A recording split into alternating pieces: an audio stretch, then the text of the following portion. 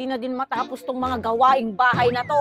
May asawa ka nga, pero andyan lang naman, nakatanga. Nagpapalaki ng ukol-ukol. Mas maganda nang makipagkasambahay sa iba. Buti dun, kahit pagod ka, may aasahan ka. Tumigil ka nga dyan. Ilang araw lang ako hindi nakapagtrabaho. Salita ka ng salita dyan. Ano, ubus na naman yung pera mo? Ay, paanong hindi mauubos? Ulam lang na ulam, Papa. Nagagastusan ako sa'yo. Ayaw mo ngang mag-ulam ng gulay. Gusto mo laging karne. Tumigil ka na dyan. Marinig lang tayo ng kapitbahay. Lalo yung mga magulang mo, pinag-iinitan ako pag wala akong trabaho.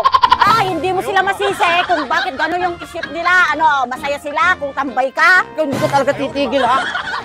Antayin mo yung baktay ko! Anong back pay na sinasabi mo dyan? Di ba, naiutang na natin yung back? May matitira pa doon, baka naiutang mo na rin! Oh, naiutang ko na lahat yon. Kung magsalita ka, hindi mo napapakinabangan yung mga inuutang ko.